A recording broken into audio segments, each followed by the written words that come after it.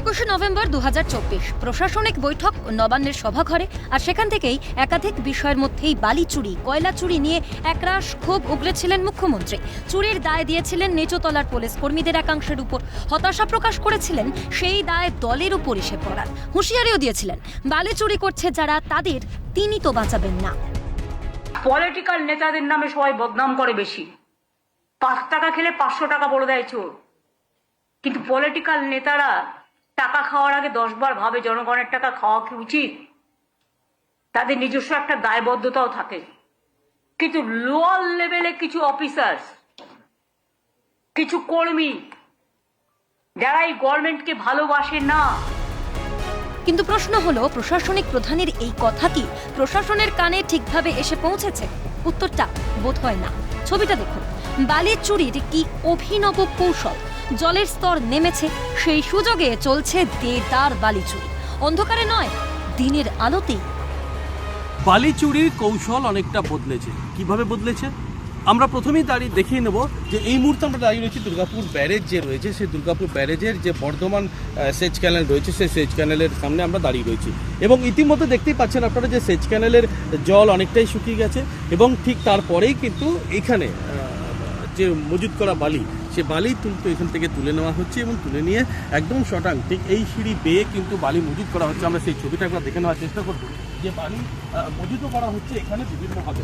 অর্থাৎ দিনে দুপুরে বালি চুরির কৌশলটা অনেকটাই বদলে গেছে, এবং সেই কৌশলটা কি হচ্ছে, দুর্গাপুর নগর নিগমের 41 নম্বর ওয়ার্ডের মহানন্দা কলোনির দিক থেকে বস্তা বস্তা সেই চুরির বালি সরকারের রাজস্ব ফাঁকি দিয়ে চড়া দরে বিকোচ্ছে বাজারে। পদ্ধতিটা হলো, প্রথমেই বস্তাবন্দি চুরির বালি রাখা হচ্ছে মজুত করে, তারপর সিন্ডিকেট হয়ে তা চড়া দামে চলে যাচ্ছে বাজারে।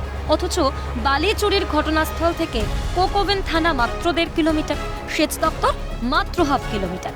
তাহলে কি বস্তা বস্তা বালি পাচারের সময় বারংবার তা চোখ এড়াচ্ছে সকলে?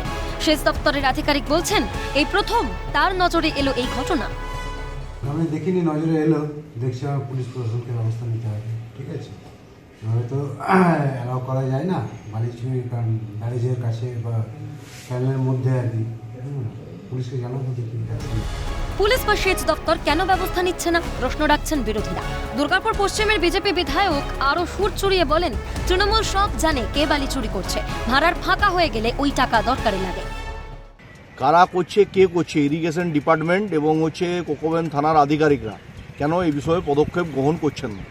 রাজ্যের সরকারের মুখ্যমন্ত্রী নবান্নের সভাঘর থেকে বসে বলবেন চোরদের ধরতে হবে, ক্রিমিনালদের ধরতে হবে, চোরদের বিরুদ্ধে ব্যবস্থা করতে হবে।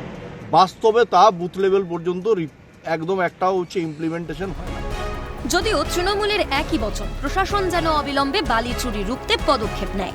পুলিশ জানে কারা বালি চুরি করছেন, তৃণমূল জানে তার ভাইয়েরা কেস্টুয়েস্টরা চুরি করছেন, তারপরেও কোনো ব্যবস্থা গ্রহণ করা হয় না। যখনই টাকার ভাড়ার শূন্য হয়ে যায়, টাকার প্রয়োজন হয়, দিদিমণি তখন বলেন নবান্ন থেকে, বালি চুরি ধরো, কয়লা কেন চুরি হচ্ছে, কারেন্ট গেট কেন চুরি হচ্ছে। আর তার মনে হচ্ছে শূন্য ভাড়ার ভর্তি করতে হবে, তাই আর বেশি করে চুরি করো, পক্ষান্তরে বলে দেন। পুলিশকে ব্যবস্থা নিতে বলে দেয়, এবং তাতে যদি দলের কেউ জড়িত থাকে তাকেও রেহাই দেওয়া যাবে না। এটা হচ্ছে সরকারিভাবে একদম আমাদের নেত্রী মমতা বন্দ্যোপাধ্যায় যদি এই ধরনের কোনো ঘটনা ঘটছে ইমিডিয়েট পদক্ষেপ নেওয়ার জন্য। যে প্রশ্নটা গোটা ঘটনায় ভীষণ জোরালো রাজনৈতিক মহলে, মুখ্যমন্ত্রীর হুঁশিয়ারিকেও তবে থোড়াই কেয়ার করে তারই পুলিশ। যা মিডিয়ার চোখে পড়ছে তা পুলিশের চোখে পড়ছে না কেন, উত্তর জানতে চায় বিরোধীরা।